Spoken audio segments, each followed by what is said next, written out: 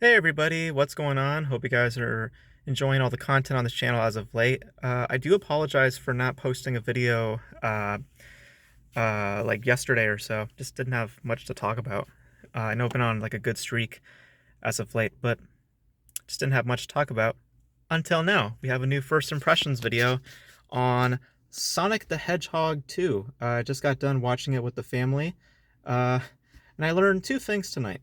One of them is that my brother has noise sensitivity. I dealt with it when I was young, meaning that he can't handle the blaring of the sounds and just that sound system. Uh, my mom was like really like on edge the entire time.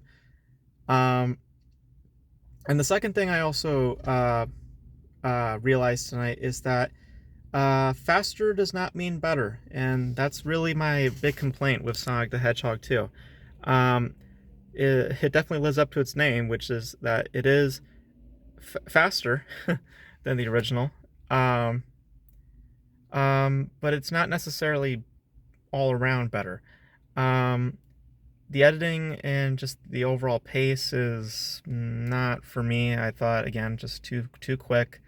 Um, I thought the voice acting was a bit hollow, to be honest. I think Ben Schwartz was fine. I don't know why everyone's loving Idris Elba as Knuckles. I mean, he's just basically just phoning it in. He's not doing anything that stellar. Like really hollow. Like he just walked in and did it for like a week or so, and that was it. Um, um, I thought all the human cast was also uh, uh, pretty like stale. For some reason, the whole movie stops to talk about like this married couple, which felt really weird.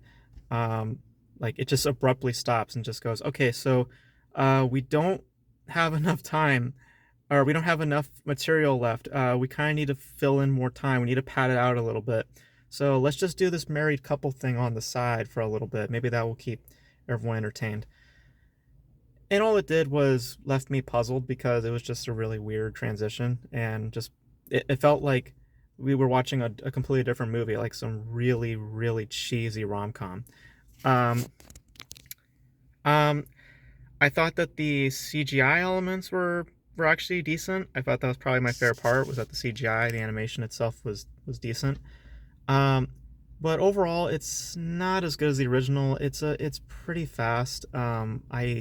I didn't love how fast it was. It has that sequel syndrome where it tries to go faster, it tries to go bigger, it tries to be more like the scale. The stakes are higher. They're doing what any sequel does, and I it falls into that 90%, which is that it just uh, doesn't really live up to the original. And the original wasn't that great to begin with. I mean, the original is completely passable. This one is tolerable to a point.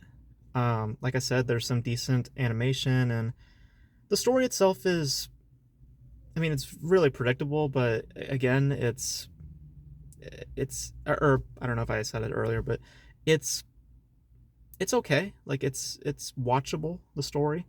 Um, but like I said, the acting in general, I think, is pretty from it ranges from mediocre to like I don't know what you're trying to do.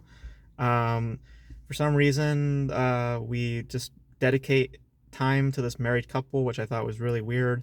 Um, the voice cast was kind of iffy for me. Tails was like I know that that's the original video game actress, but it felt again like just because you're adapting something doesn't mean you have to bring the exact same things over, because she really sounded like a video game type performance. Like it didn't sound like something that would be suitable for film. It sounds like something that belongs in a video game. So, um, and I mean, like the action, I guess is fun. There's some fun action bits there and there. But yeah, and James Marsden and the I he was the worst performer of the whole thing. I don't know what he's doing. He looks so aimless when he's like staring at all these CGI elements, and just doing his normal human bits looked really stale as well. Um, so um, I mean, for the kids, I think that they'll find it interesting, but for me, I thought it was pretty. pretty stale. I thought it was um, too fast for me. Again, I think that the pacing needed to slow down quite a bit. And it's a pretty hollow story. Like, I mean, like I said, it's an okay, it's okay to watch. Like, it's one of those movies that you put on your TV and while you're like cleaning or something. Like, it's kind of like that kind of movie.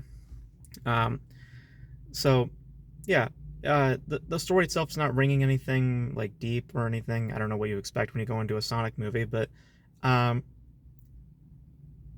judging it just as a Sonic movie, it does some elements fine. It does a lot of elements wrong. Um, but I wouldn't say it was a painful watch either. It was like, I didn't hate it, but I think there could have been a lot.